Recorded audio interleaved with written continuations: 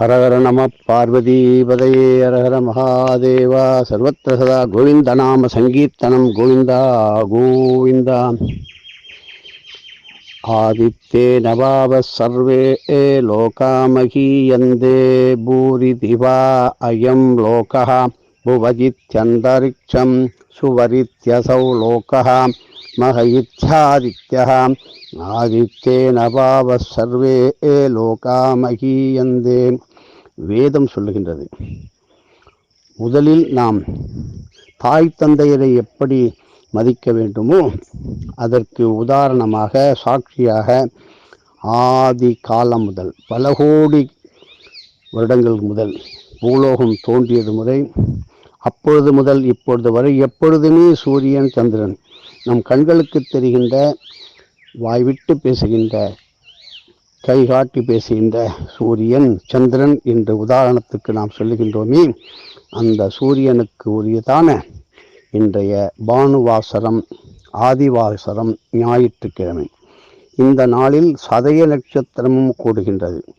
இந்த சூரிய நாளிலே சதய நட்சத்திரம் கூடுகின்ற நாளானது மிக மிக துர்லபம். கண் நோய்கள்லாம் ஏன் வருகின்றது, கண்ணில் ஏன் நோய் வருகின்றது என்பதை சற்று எளிமையாக குறுகிய அளவில் யோசிப்போம்.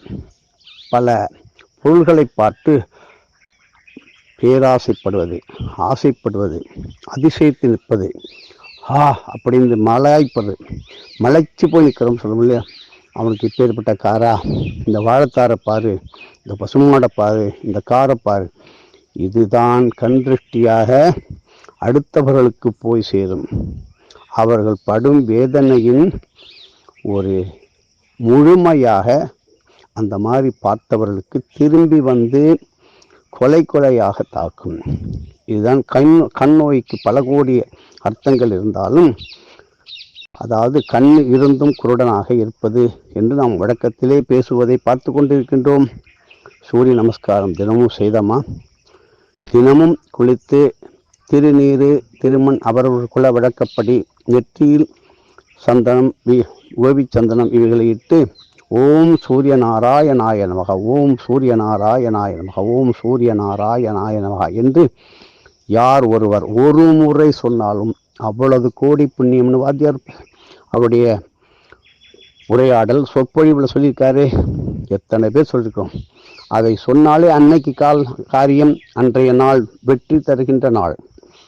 இந்த சூரியனானவன் தந்தையை குறிக்கின்றது, சந்திரனானவன் தாயை குறிக்கின்றான். சூரிய சந்திரன் ஒன்றாக சேரும் நாள் தான் அமாவாசை. இது எல்லோருக்கும் தெரியும். ஆனால் நட்சத்திரங்களிலே எந்த இடத்தில் என்ன, இன்றைக்கு சதய நட்சத்திரம் எந்த இடத்தில் தோன்றுகின்றது, எப்படி இருக்கும், இதை பற்றி தெரிந்து கொள்ள வேண்டும். அப்படி நீங்கள் நட்சத்திரத்தை முழுமையாக தெரிந்து கொள்ள வேண்டும் என்றால் ஆவுடையார் கோயில், அறந்தாங்கி ஆவுடையார் கோயிலில் ஆத்மாதேஸ்வரர் ஆலயத்திலே அம்பாள் சன்னதி மேலே நட்சத்திர பலகனி என்று 28 நட்சத்திரத்திற்கும் உள்ள அந்த தரிசனம் பண்ணால் நீங்கள் ஞான கண்களாலே எல்லா நட்சத்திரத்தையும் தரிசிக்கலாம், பார்வையினாலே நட்சத்திரத்தை தரிசிக்கலாம். அப்படிப்பட்ட சக்தி யோகம் பெற வேண்டும் என்றால் சாக்ஷுஷ உபனிஷத்து, சூரிய நமஸ்கார பாராயணம், ஞாயிற்றம்பல சித்தர், கண்ணொளி சித்தர், சூரிய பிரகாச சித்தர் இவர்களையெல்லாம் தினமும் போற்றி வணங்கி அர்க்கியம் கொடுத்து நித்திய தர்ப்பணம் செய்தால் கண்டிப்பாக நமக்கு எப்படியோ உதவி செய்து கொண்டே இருப்பார்கள். அது எப்படி என்று நமக்கு தெரியாது. நமது கர்மாக்களை முதலில் கழித்து கொண்டே வருவார்கள், கொஞ்சம் நல்லது செய்வார்கள். கர்மாக்களை கழித்து கொண்டே வருவார்கள், கொஞ்சம் நமக்கு ஆனந்தமடைய செய்வார்கள். இப்படி பரிபூர்ணமாக நமது பாப சுமைகளை இறக்கிவிட்டால், புண்ணிய சுமைகளையும் ஏற்றிவிடக்கூடாது. வாத்தியார் சொல்வார், புண்ணியம் செய்தாலும் பிறப்பு உண்டு. அது ராஜாவாக இருக்கலாம், அதிபராக இருக்கலாம். அப்பொழுதுதான் அதிகமான பிரச்சனை வரும். புண்ணியமோ பாவமோ சேர்ந்து இல்லாத அப்படி நிர்ஜல நிலை, ஒன்றுமே இல்லாமல் நில் பேலன்ஸ் அப்படி சொல்கிறோம் இல்லையா, அப்படி வரும்பொழுதுதான் உயர்ந்த வாழ்க்கைக்கு உதவும். அது எடுத்துக்காட்டாக மறுபிறவி இல்லாத ஒரு வாழ்க்கையை தரும். இப்படி கண் திருஷ்டியினாலே பாதிக்கப்படுகின்ற எத்தனையோ பேர், அவர்கள் குடும்பம், குழந்தைகள் உடம்பு நோய்வாய்ப்படுதல், பெரியவர்கள் படுத்த படுக்கையாகுதல், வியாபாரம் முடங்குதல், தொழில் அப்படியே ஒன்றுமில்லாமல் போகுதல், என்ன வந்தாலும் செலவுகள் தாறுமாறாக ஓடுதல், திருட்டு, பயம், கொள்ளை, பூகம்பம், இயற்கை சீற்றம், இப்படி பலவிதமான முறைகளிலே அவைகள் நமக்கு இழப்பை தோற்றுவிக்கின்றன என்பதை நமக்கு தெரிந்து கொள்ள வேண்டும். இப்படி கண் திருஷ்டி எதைத்தான் செய்யாது, எது வேண்டாமானாலும் செய்யும். அந்த திருஷ்டி தோஷத்தை நிவர்த்திக்க நமக்கு பாதுகாப்பு சக்திகளை தருவதற்காகத்தான் இன்று சதய நட்சத்திரம் கூடிய ஞாயிற்றுக்கிழமை. இப்படிப்பட்ட நாளிலே சூரிய வழிபாடுக்கு நிவர்த்தி கொடுக்கின்ற மிக விசேஷமான ஞாயிற்றுக்கிழமை சக்தி, அதனுடைய சக்தி அதிகமாக நிறைந்திருக்கின்ற இடமானது நாம் பார்க்கின்ற இடம். எப்பேற்பட்ட கண் திருஷ்டி கண் நோய்களை தீர்க்க உதவும் இப்படிப்பட்ட இடங்கள் எது? தஞ்சாவூர் அம்மாப்பேட்டை அருகிலே உள்ள பயஹரி கிராமத்திலே அருள்பாலிக்கின்ற ஸ்ரீ நாகாம்பிகை சமேத கோடி சூரிய பிரகாசமூர்த்தியை வழிபட்டு அங்கிருந்து நேராக கும்பகோணம் கஞ்சனூர் துகிலி அருகிலே அதன் பக்கத்திலே உள்ள கீழ் சூரிய மூலை கிராமத்திலே எழுந்து அருளிக்கொண்டே இருக்கின்ற சகல கோடி சூரிய பகவானும் வந்து வணங்குகின்ற ஸ்ரீ பவளக்கொடி அம்பாள் சமேத ஸ்ரீ சூரிய கோடி பிரகாசரையும் ஒரே நாளில் பட்டிட்டால் படிவீர்களானால், இன்று செய்வீர்களானால், எப்பேற்பட்ட சொல்ல முடியாத பல ஆண்டு காலமாக பல தலைமுறைகளை நாம் கடந்த இப்பொழுது கஷ்டப்படாமல் இருந்தாலும் கஷ்டங்கள் வராமல் இருப்பதற்கும், தினமும் ஒரு பிரச்சனை, தினமும் ஒரு கஷ்டம், தினமும் ஒரு சோதனை என்று வாடிக்கொண்டு இருப்பவர்கள் இப்படி செய்தால் எந்த கண் திருஷ்டிகளும் கண் நோய்களும் பொறாமைகளும் நம்மை தாக்காமல் அண்டும். இப்படி இரு தலங்களிலும் அபிஷேக ஆராதனைகளை முறையாக செய்து கேரட் கலந்த உணவு தானம், அத்திப்பழ தானம் செய்வது அதிகமான பலனை தரும். குறிப்பாக கீழ் சூரிய மூலையிலே கோதுமையினால் ஆன பண்டங்கள், கோதுமை அல்வா, கோதுமை பூரி, சப்பாத்தி இவைகளையும் கேரட் கலந்த உணவுகளை தானம் கொடுப்பதால் இப்படிப்பட்ட எதிர்காலத்திலே நடப்பு காலத்திலே நடக்கின்ற பொறாமை எண்ணம், கண் திருஷ்டி அவைகளிலிருந்து கண்டிப்பாக நிரந்தரமான பாதுகாப்பு பெறலாம். எதையும் ஒரு நம்பிக்கையோடு செய்யணுமே, மந்திரத்திலே மாங்காய் தந்திரத்திலே தேங்காய் என்று சொல்வது கிடையாது. அது ஆக்கப்பூர்வமாக அத்தனை பேரும் ஒரு மனதோடு செய்யும்போது, ஏன் ஒரே குடும்பத்தில் ஒருவரை பார்த்து பொறாமைப்படுகின்ற காலம். சகோதர சகோதரிகள், தாய் தந்தையர்கள் ஒருவரை நோக்கி டாப்பாக இருக்க, ஓஹோன்னு இருக்க, அவ்வளோதான். இப்படி ஒரு குழந்தையை இன்னொரு கையிலே கொடுத்து மீண்டும் திரும்பி வாங்கும்போது வருகின்ற தோஷமானது சொல்லி மாளாதது. யாருக்கும் நம்பிக்கை கிடையாது, இருக்கட்டும். இருந்தாலும் கடைசியாக மருத்துவரை நாடி படாத பாடுபட்டு கடைசியிலே மருத்துவர் சொல்வார், நான் செய்ததெல்லாம் செய்துவிட்டேன், நீங்கள் ஒரு கடவுளை வேண்டிக் கொள்ளுங்கள் என்று கையை தூக்கி மேலே காட்டுவார். அதுதான் சூரிய சந்திரன். இப்படி சதபிஷ நட்சத்திரம் என்கிற சதய நட்சத்திரமும் ஞாயிற்றுக்கிழமையும் அஷ்டமியும் கூடி வருகின்றது. பைரவருக்கு உரித்தான நல்ல நாள். கால பைரவர், யோக பைரவர், ஸ்வர்ணாகர்ஷ்ண பைரவர், சரகபால பைரவர், உன்மத்த பைரவர், இப்படி எத்தனையோ 64 பைரவர்களையும் இன்று பிரார்த்தனை செய்து நீங்கள் காரியங்களை வெற்றி கொண்டால் பைரவர் குலங்களுக்கு, நாய்களுக்கு நல்ல பிஸ்கெட்டு, ரஸ்கு, பொறை இவைகளை போட்டாலும் அப்பேற்பட்ட ஒரு நன்மை கிடைக்கும். நாயே நாயே என்று சொல்வது உண்டு. அதற்கு உள்ள பலன் என்ன தெரியுமா? பாலைவனத்தை எடுத்துக்கொள்கிற உதாரணமாக நமக்கு தெரிந்தது உயர்ந்த பாலைவனம் சகாரா. அப்படிப்பட்ட பாலைவனத்தை போல் பல ஆயிரம் கோடி மடங்கு ஒரு பாலைவனமானது, ஒரு லோகமானது இருக்கின்றது. அங்கே ஒரு பிறப்பில் இறைவன் நாயாக பிறக்க வைத்து அதே பாலைவனத்தில் பல கோடி, பல லட்ச, பல ஆயிரம் நாய்கள் துரத்தி அங்கே அந்த நாயை கடித்து நிற்க விடாமல் அங்கும் இங்குமாக அலைய விட்டு கதற விடுகின்ற இடம்தான் நாய் பாலைவனம். அதாவது பைரவ பாலைவனம், பைரவ வெட்டவெளி என்று இருக்கிறது. நாயே என்று சொன்னால் அதற்கு பரிகாரம் தேட முடியாது என்பது வாத்தியாருடைய சொல். ஒரு சித்தன் சொன்னால் அதில் கோடி கோடி அர்த்தங்கள் இருக்கும். அடியனுக்கும் பல அடியார்கள் சொல்லிக் கொடுத்து அதை சொல்ல வேண்டும் என்ற நிர்பந்தம் இன்று வந்துவிட்டது.